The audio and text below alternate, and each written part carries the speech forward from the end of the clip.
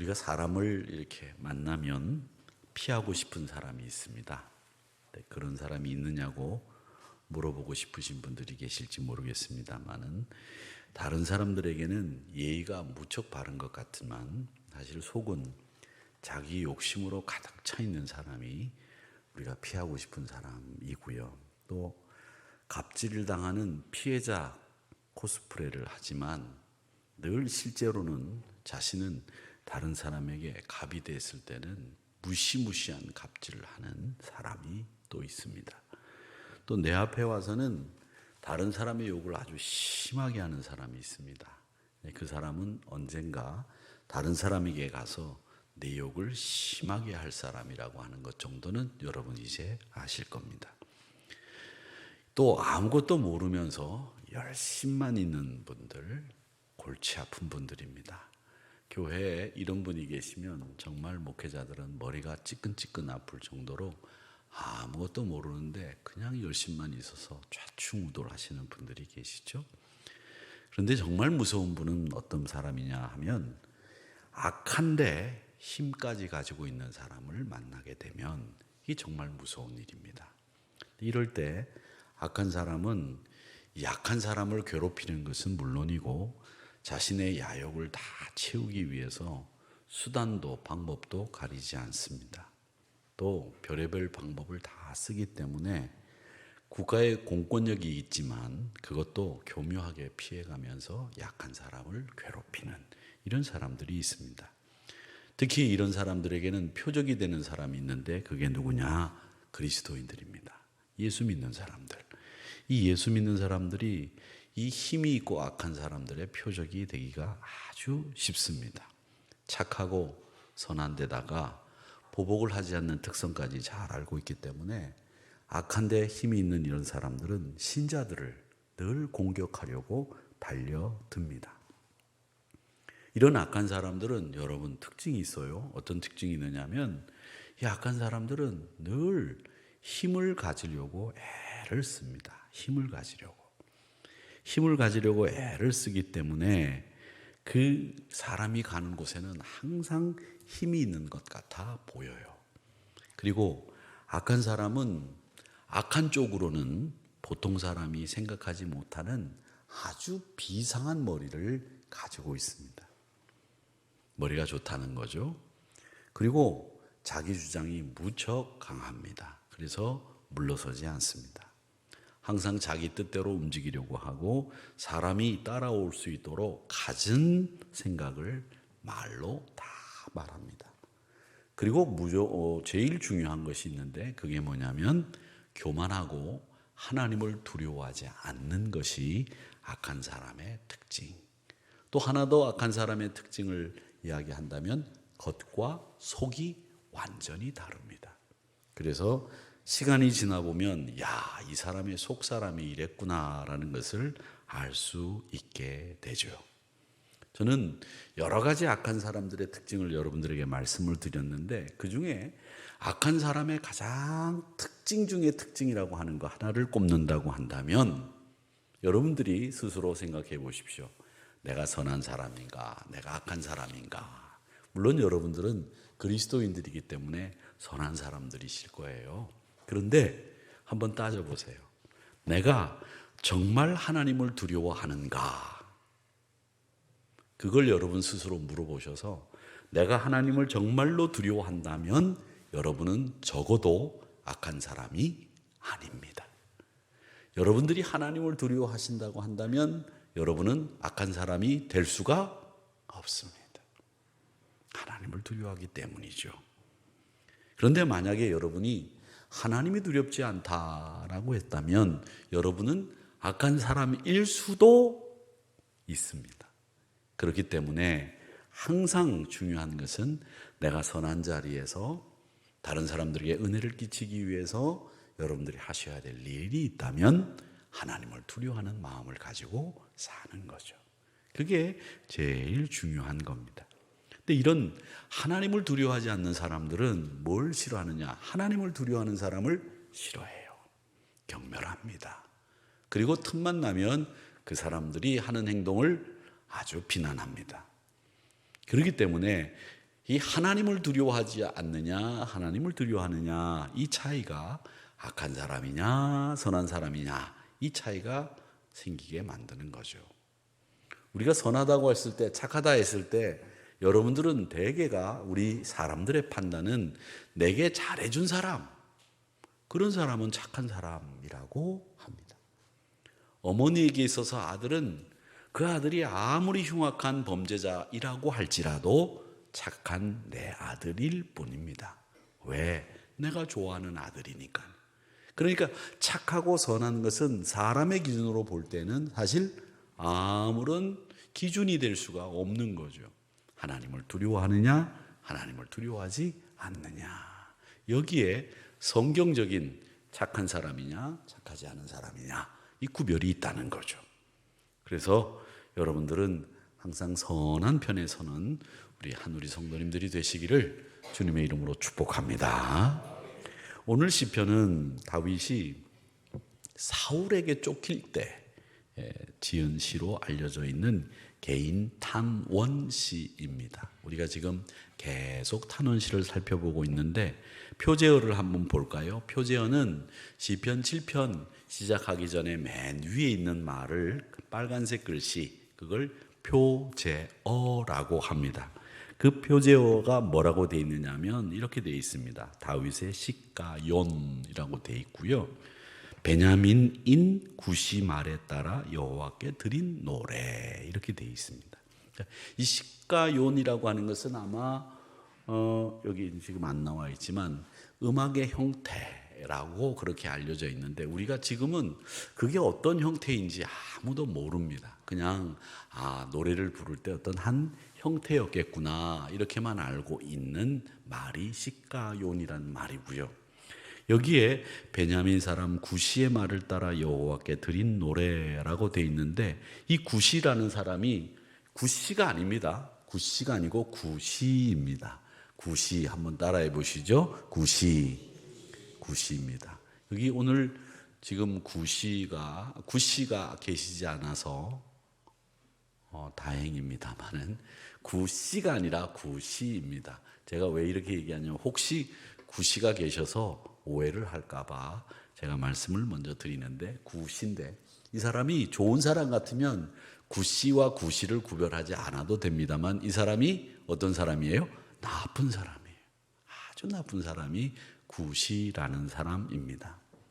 일단 이 사람은 베냐민 사람인데 이 베냐민 사람은 사울이 베냐민 사람입니다. 이 베냐민 사람은 사울을 중심으로 해서 다 통상 이 다윗을 싫어하는 지파입니다. 근데 이 싫어하는 베냐민 지파 중에서도 구시라는 사람이 있었는데 이 사람이 어떤 사람이냐? 다윗의 행적을 사울에게 밀고 한 사람이 구시입니다. 아주 나쁘죠. 누구의 나쁜 이야기를 가가지고 속닥 이렇게 얘기하는 사람들이 있어요. 여러분, 그런 사람은 아무리 그 얘기가 어떤 얘기가 됐든 별로 그렇게 좋지 않습니다. 남의 이야기를 남에게 하는 것처럼 아주 저급한 일은 없다고 저는 생각을 하는데 이 구시라는 사람이 그런 사람이었어요. 다윗은 2번 밀고를 당하는데 아주 크게 밀고를 당합니다. 한 사람이 구시이고요.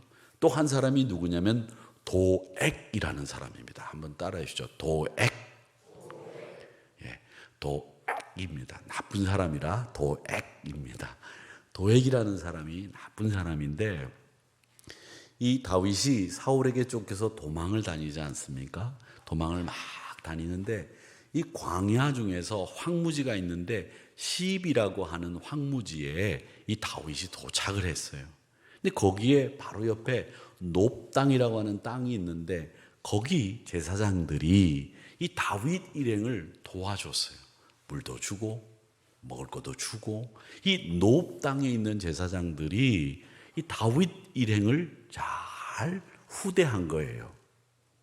그런데 이걸 누가 사울에게 밀고를 했는고 하면 도액이라는 사람이 밀고를 했습니다.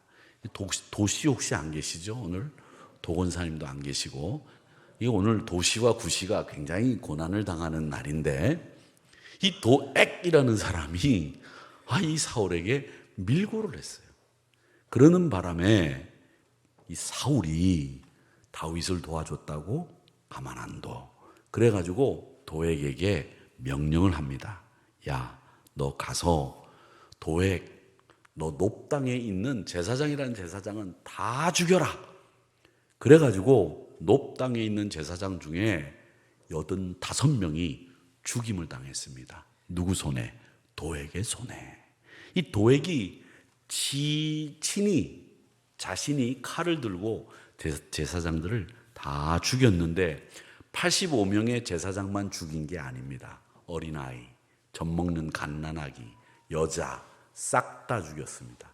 높당에 살아있는 인간이라는 인간은 다 죽인 것이 누구냐? 도액이라는 사람입니다. 사무엘상 22장 18절과 19절에 있는 말씀인데 그 말씀을 한번 읽어보도록 하겠습니다. 시작. 왕이 도액에게 이르되 너는 돌아가서 제사장들을 죽이라 하매 에돔 사람 도액이 돌아가서 제사장들을 쳐서 그날에 세마포 에봇을 입은 자 85명을 죽였고 제사장들의 성읍 노베 남녀와 아이들과 젖먹는 자들과 소와 나귀와 양을 칼로 쳤더라. 이런 말씀은 우리가 읽고 아멘 하기가 좀 껄끄러우면 아멘 안 하셔도 돼요. 나쁜 짓을 한 걸 가지고 아멘 이렇게 하는 건 좀 그렇잖아요. 그렇죠, 여러분? 안 그러세요? 저는 이런 말씀 읽고 난 뒤에 아멘 하는 것보다도 나중에 도액이 하나님의 심판을 받아 죽었더라 그러면 아멘 이렇게 하는 게 맞다고 생각해요. 그렇죠? 아주 이 도액이 나쁜 친구입니다. 그래, 이 도액이 이런 짓을 저질렀을 때 도액이 자기가 스스로 나는 나쁜 사람이야, 나는 악한 사람이야, 그러니까 제사장이고 어린아이고 젖먹는 아기까지 싹 내 다 죽일 거야, 이렇게 생각하고 칼로 높당에 있는 사람을 다 죽였을까요? 아닙니다. 그렇지 않습니다. 여러분, 도액은 스스로 이런 짓을 하면서 자기가 이런 행동을 하는 데에 대한 합리적인 명분을 만들었을 거예요. 그렇지 않으면 자기 스스로 이런 짓을 하면서 나는 나쁜 사람이야, 나는 악한 사람이야 이렇게 생각하고 이런 짓을 하는 사람은 아무도 이 세상에 없습니다. 그러니까 자기 나름대로의 명분을 세웠을 거예요. 나는 사울 왕국의 왕권을 강화시킬 거고 이 나라의 기강을 바로 세울 것이고 또 이런 일을 통해서 이 사울이 나를 주목하고 잘 사용할 수 있도록 소위 말하는 출세할 수 있는 길이 열리게 되면 우리 아들, 우리 가족 편안하게 잘 살 수 있을 거야. 나는 좋은 아빠거든. 이런 자기 나름대로 합리적인 명분 같은 거를 다 가지고서 일을 했을 거라는 거죠. 나는 나쁜 놈이기 때문에, 나는 사람을 죽이는 살인자이기 때문에 나는 이 사람을 죽여. 이런 범죄자는 아무도 없습니다. 연쇄살인마도 만나서 이야기를 해보면 저런 사람은 마땅히 죽어야 된다고 생각하는 자기 나름대로의 기준이 있었기 때문에 그런 사람을 죽이는 경우가 얼마든지 많다고 하는 것을 여러분 아실 겁니다. 그러니까 여러분, 다윗은 반역자야, 이런 자기 판단과 자기 명분을 쌓아두고 복수의 칼날이 일어나지 않도록 어린아이까지 다 죽여야 돼, 그래서 사울의 왕국을 공고하게 만들어야지, 이런 생각을 가지고 사람들은 악행을 저지른다는 것이죠. 여러분 아십시오. 어떤 일을 하든지 간에 자기 스스로 만드는 명분이 모든 사람이 공감할 수 있는 명분이 아니면 그게 죄악을 짓는 명분이 될 수 있습니다. 모든 사람이 공감하지 않는 명분 때문에 얼마나 많은 범죄가 일어나고 얼마나 많은 악행들이 저질러지고 있는지 우리는 역사 속에서도 보지 않았습니까? 그렇기 때문에 우리가 가져야 되는 명분은 딱 하나입니다. 하나님의 뜻, 하나님의 뜻입니다. 하나님의 뜻이 어디 있느냐, 그걸 알기 위해서, 그래서 우리 믿음의 사람들은 정말 하나님의 뜻을 알기 위해서 몸부림치고 정말 갈급해하고 하나님의 뜻이 어디 있는지를 영적인 분별력을 가지고 바라볼 수 있고 구별해낼 수 있게 해달라고 간절하게 기도하는 자세가 필요합니다. 자기 스스로 자기가 만든 명분 때문에 악행인 줄 모르고 저지르는 많은 범죄자들이 있다는 것을 우리는 기억해야 된다는 거죠. 그래서 이 굿이라는 사람은 이런 생각 때문에 젖먹이 아이들까지 싹 다 죽이는 악행을 저질렀습니다. 나라를 공고하게 강성한 부강한 나라로 만들기 위해 사울을 왕으로서 끝까지 지켜야 된다는 생각에 제사장도 85명이나 그냥 스스럼 없이 죽이는 일을 했다는 거죠. 오늘 표제에 나오는 이 굿이라는 사람이 바로 이 도액과 똑같이 사울 왕에게 다윗을 밀고 했던 사람입니다. 그래서 오늘 이 7편에 나오는 이 굿이라는 사람은 도액과 같이, 열왕기상에 나오는 이 도액과 같이 자기 명분에 휩싸여서 악행을 서슴없이 저질렀던 나쁜 사람, 그 사람 때문에 일어났던 이 심경의 변화를 다윗이 이 시편 7편에 기록해두고 있다라고 하는 것을 여러분 아시면 됩니다. 자, 그러면 이런 시편 7편의 배경을 여러분들이 이해를 하셨다면 이 시편 7편에서 이 다윗은 지금 어떤 상황이냐, 노비라고 하는 땅에 가서 제사장들로부터 도움을 받아서 간신히 피했습니다. 그런데 그 노업 땅에 갔었던 그 제사장들, 자기를 도왔던 제사장들도 다 죽임을 당했어요. 그러니까 이제부터는 다윗을 도와줄 사람이 있겠습니까? 없겠습니까? 아무도 없습니다. 그야말로 다윗을 도왔다가는 멸문지화, 3대가 다 죽임을 당할 수 있다는 두려움 때문에 아무도 다윗을 도와줄 사람들이 없었다는 거죠. 그래서 다윗이 제일 먼저 이렇게 이야기합니다. 1절을 한번 읽어보겠습니다. 1절, 여호와여, 같이 한번 읽어보겠습니다. 시작. 여호와여, 내 하나님이여, 내가 주께 피하오니 나를 구원하여 내소서. 여기서 내가 주께 피하오니 라는 말이 왜 나왔겠습니까?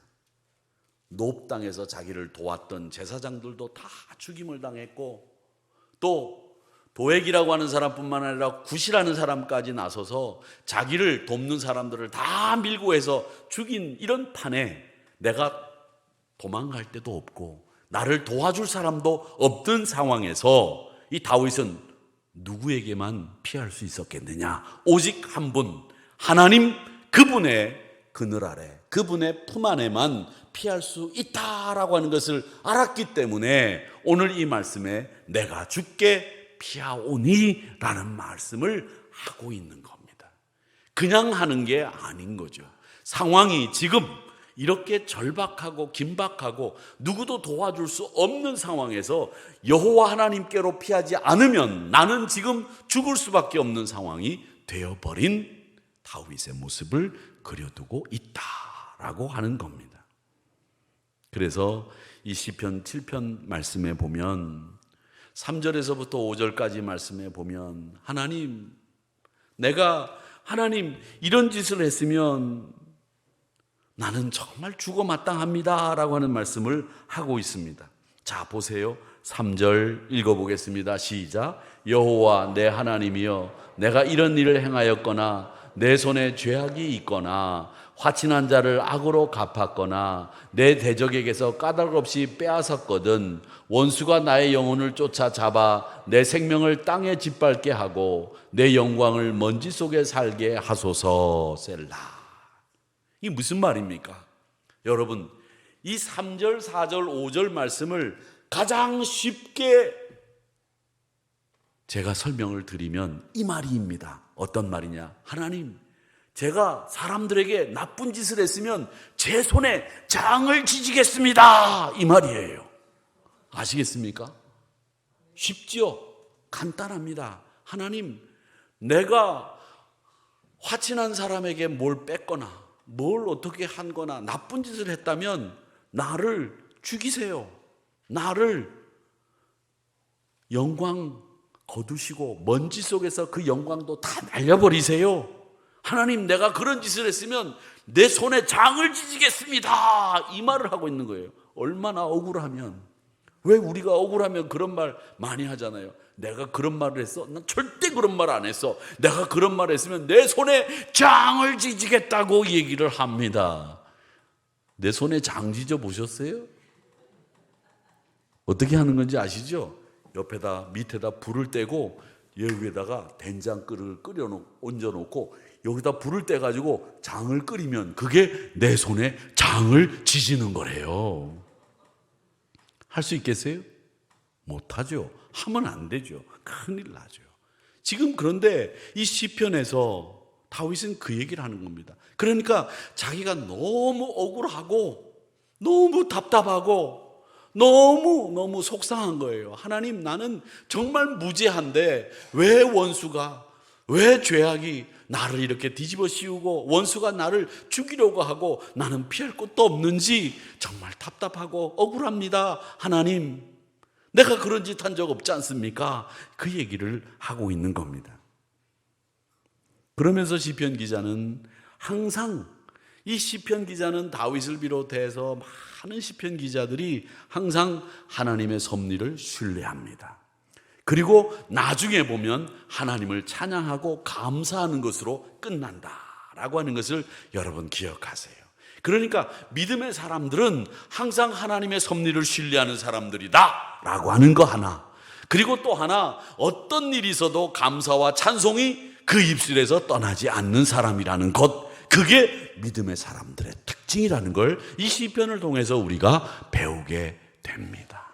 사랑하는 성도 여러분, 하나님의 섭리를 신뢰하시기를 축원합니다. 하나님은요, 우리를 만홀히 여기시는 분이 아닙니다.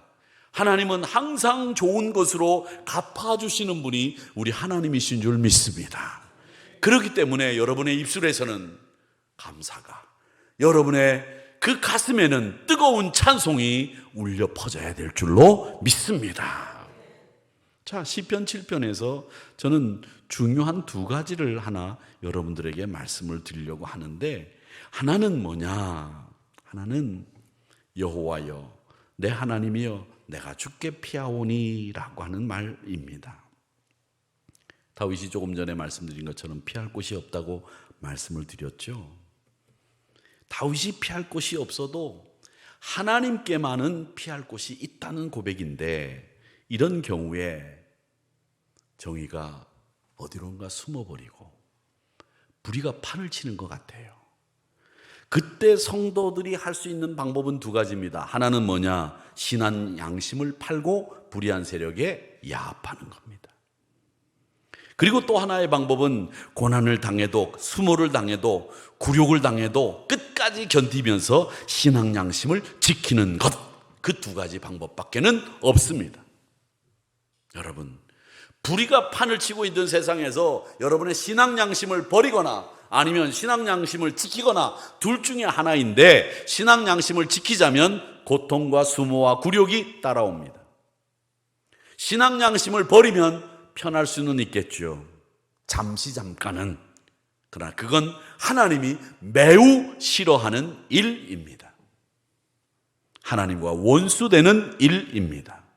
그렇기 때문에 우리 성도들은, 여러분, 베드로 사도가 말씀하신 것처럼 순환당하고 고난당하고 시험당하는 것을 이상히 여기지 마세요. 베드로전서 4장 12절 말씀에 뭐라고 얘기했습니까? 사랑하는 자들아, 미워하는 자들이 아닙니다. 너희가 정말 예수님을 사랑하는데 나도 너희를 너무나 사랑한다. 그런데 너희들 얼마나 힘들고 어려우냐. 너희를 연단하려고 오는 불시험을 이상한 일 당하는 것처럼 이상히 여기지 말고 그것을 묵묵히 감당해야 된다, 이렇게 말씀하시고 있습니다. 베드로 사도가 전서와 후서를 쓸 때 성도들의 보편적인 상황은 어떤 상황이었느냐면 다 고난을 당하는 상황, 예수 믿었다고 하면 목이 날아가거나 재산을 뺏기거나 가족이 뿔뿔이 흩어지거나, 예수 믿었다고 한다면 사람들에게 모함을 받거나 아니면 손가락질을 당하거나 아니면 자기 동네에서 살 수 없는 상황, 그게 베드로 사도가 편지를 쓸 때의 초대교회 상황이었습니다. 얼마나 힘들었겠습니까? 그런 힘든 상황 속에 있는 교인들을 향해서 베드로 사도가 얘기합니다. 사랑하는 자들아, 너희를 연단하려고 오는 불시험을 이상한 일 당하는 것으로 여기지 말아라. 그건 이상한 게 아니다. 당연한 거다. 불시험, 당연한 거다. 불시험이라는 게 뭡니까, 여러분? 금이나 은을 제대로 순금으로 만들기 위해서 재련하는 거 있지요.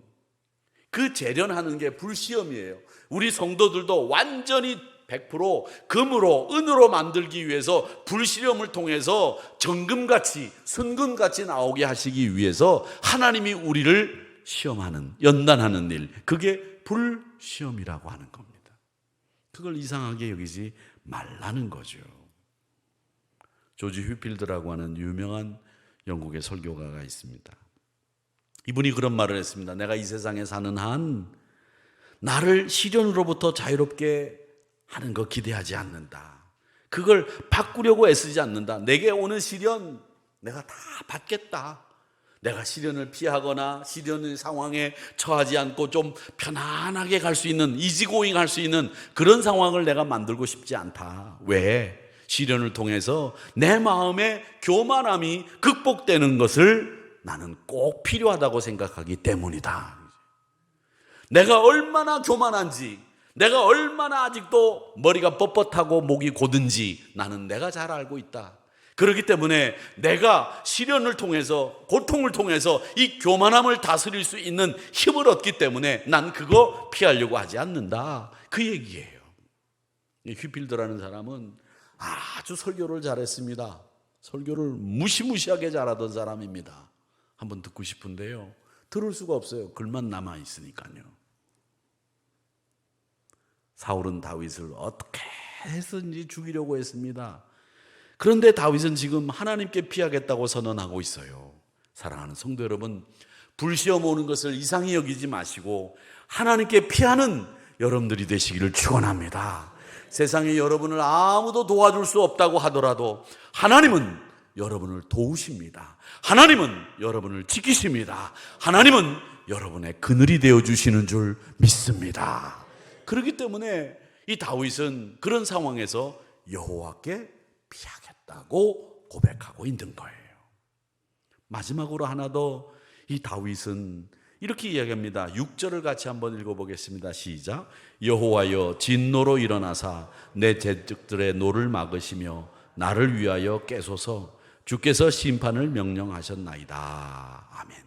근데 여기서 두 번째로 우리가 생각할 것은 나를 위하여 깨소서라는 말입니다. 이건 무슨 말이냐면 하나님이 주무신다는 얘기가 아니에요.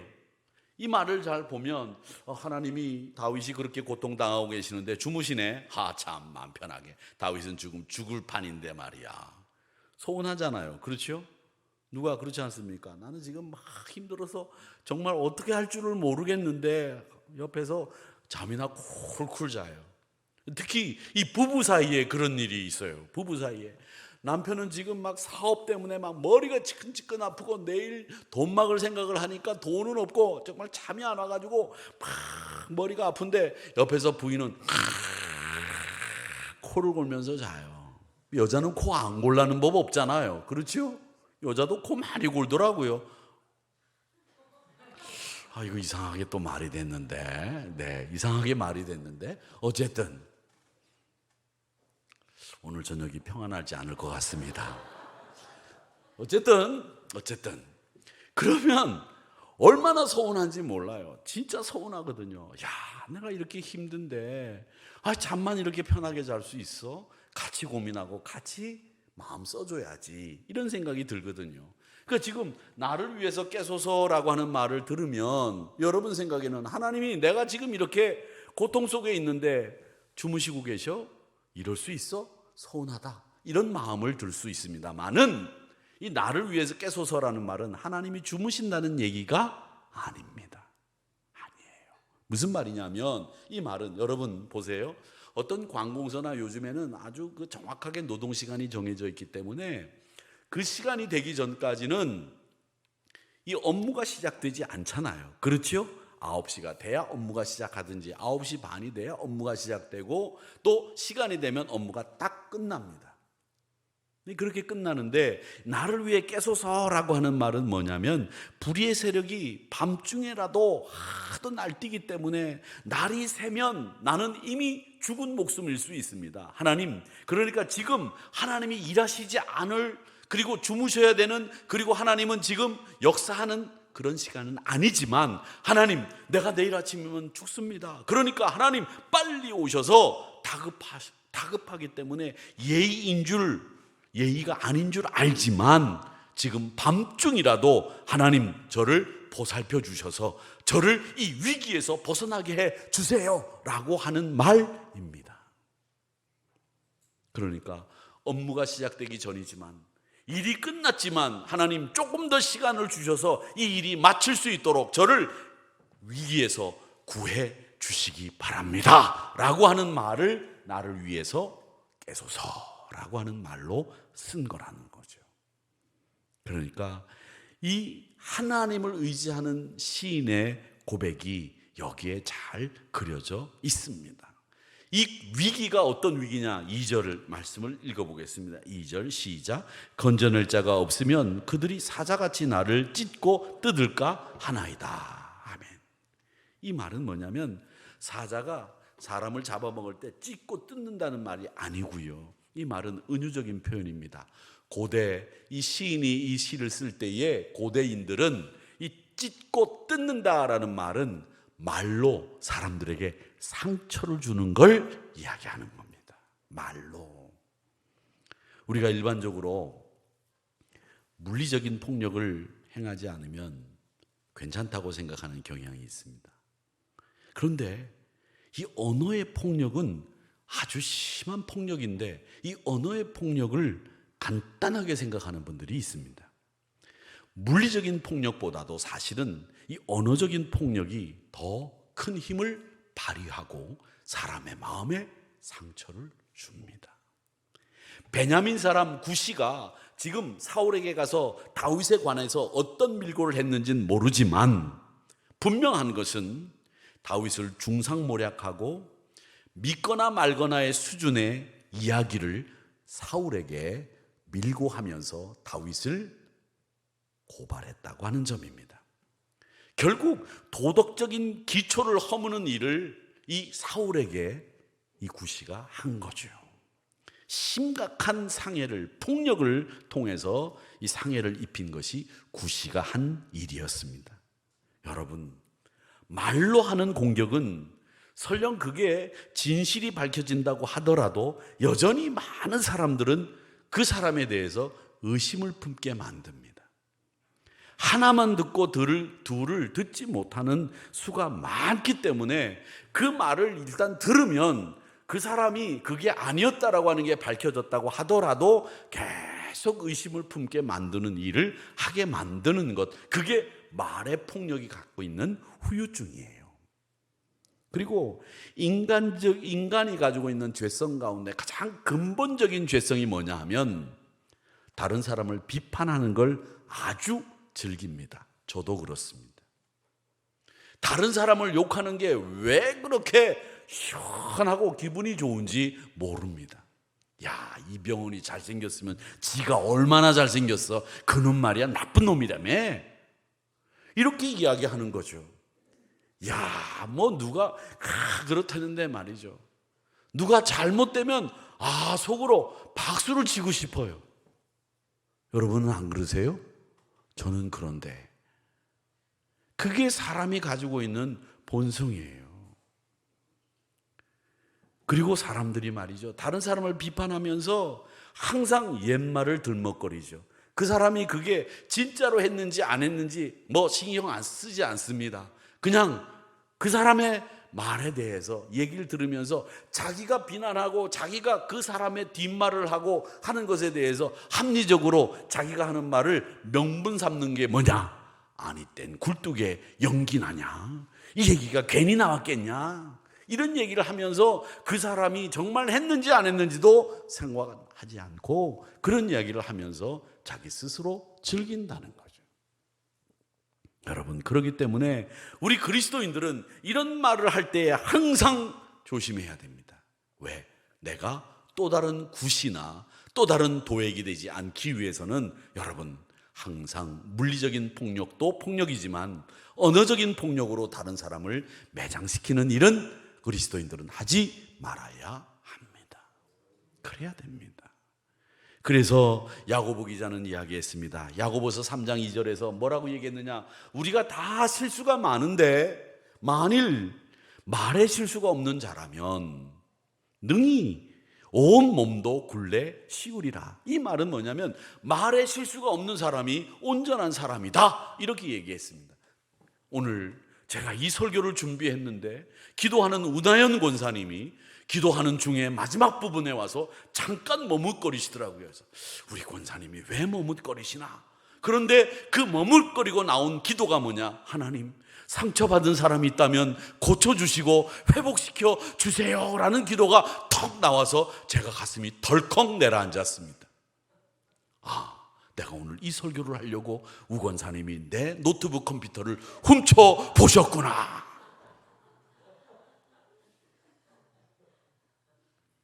또 하나, 우리 교인들 중에서 또 말로 누구에게가 상처를 준 일이 있었구나. 나는 못 들었지만 뭔가 있다라는 생각이 이 마음속에 꽉 자리를 잡으면서 기도가 끝나고 난 뒤에 우 권사님이 내려가셨는데 마음이 찝찝했습니다. 여러분은 어떠셨는지 모르지만 저는 기도를 들으면서 한마디 한마디 그 중간에 쉬는 시간까지 잘 계산해서 들으면 뭔가가 보입니다. 그렇습니다. 사람은 좀 센시티브하고 좀 예민해야죠. 그런 부분에서 목회자가. 안 그렇습니까? 근데 우나연 권사님이 어떤 뜻으로 그런 기도를 했는지 나중에 분명히 저분 성격엔 저한테 오셔서 목사님 그게 아니고 이겁니다 라고 말씀하실 줄로 압니다만, 여러분, 그런 일이 뭐 있었든지 없었든지 우리가 말의 실수를 통해서 사람에게 상처를 주는 일은 없어야 된다. 이게 오늘 이 구시가 우리에게 주는 교훈입니다. 그렇기 때문에 여러분, 이 똑같은 말이라도 강하게 하고 똑같은 말이라도 험하게 말하지 마시고 부드럽게 이야기하시고 좋게 이야기하는 습관을 꼭 여러분 몸에 익히시기를 바랍니다. 그런데 우리 옛날 분들은 참 말들을 험하게 했죠. 옛날 이규태라고 하는 분이 계셨는데 그분이 한국 사람들의 생각, 한국 사람들의 언어, 한국 사람들의 가치에 대해서 책 한 권을 써내신 적이 있었는데 우리 한국 분들이 이규태 씨의 말에 의하면 이 자기 자신도 자꾸 그렇게 폄하하고 자기 자신도 하찮은 존재로 만드는데 익숙한 민족이 우리 한국 사람이라고 말한 적이 있었습니다. 그러면서 자기 몸도 자기가 스스로 낮춰서 얘기한다. 제가 언젠가 한번 말씀드린 적이 있었죠. 자기 몸도 눈이라고 하면 되잖아요. 눈. 근데 꼭 눈깔이라고 합니다. 이 손을 손이라고 얘기하면 되는데 손모가지라고 얘기합니다. 안 그렇습니까? 이마 얼마나 좋습니까? 맞박이 뭡니까? 맞박이. 이름도 맞박이가 있었습니다.